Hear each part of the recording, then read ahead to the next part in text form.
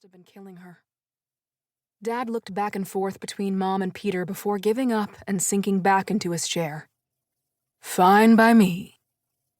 If Dotty were here, she'd be leaning over to whisper a crack about my family's ridiculous behavior in my ear.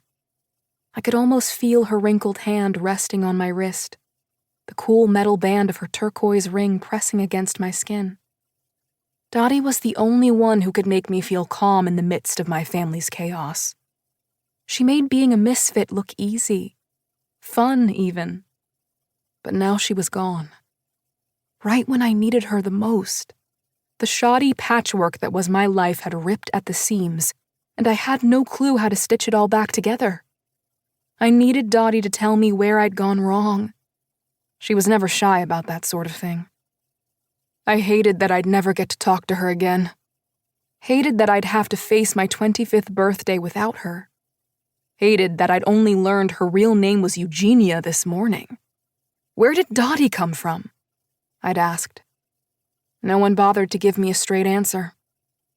I used the hood of Bug's knit sweater to dab at my eyes, unsure if my tears were from sadness or shame. Either way, she didn't seem to mind. Now Mom was saying something about my current state of unemployment as Tommy nodded in agreement. They were talking about me as if I weren't even there, as if I were the ghost. My shoulders sagged with grief. I was exhausted.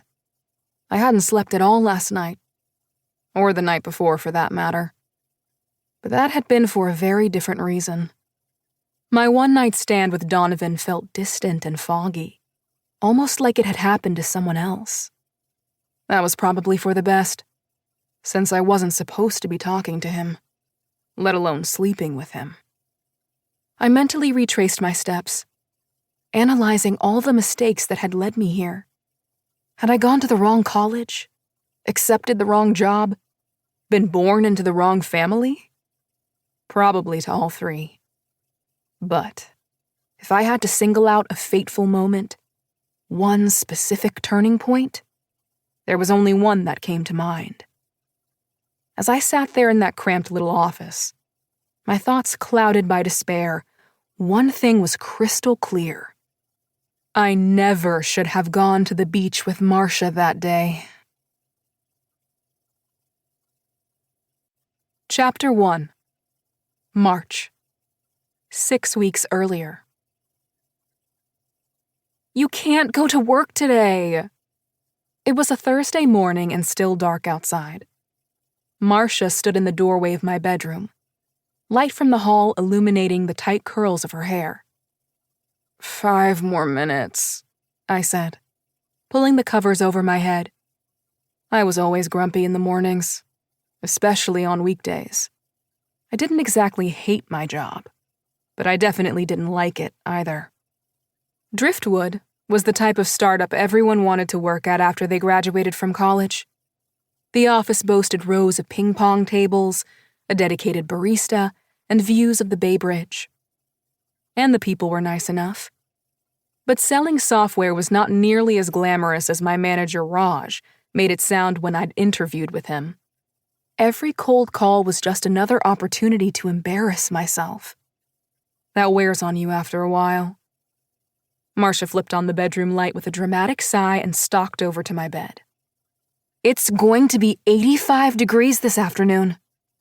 Go away. She tugged my bedspread off in one fluid motion. Don't you know what this means?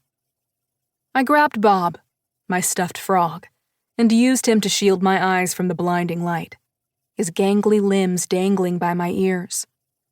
Marcia tried to pitch me on harebrained schemes like this every few months. She'd decide that we needed to take a road trip back to our old college town because she was craving a slice of pizza from our favorite restaurant.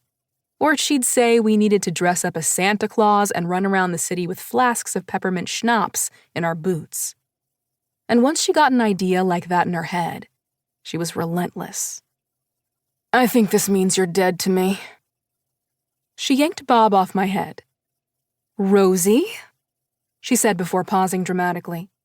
I half expected her to announce that she'd been nominated for an Oscar. Today is a beach day.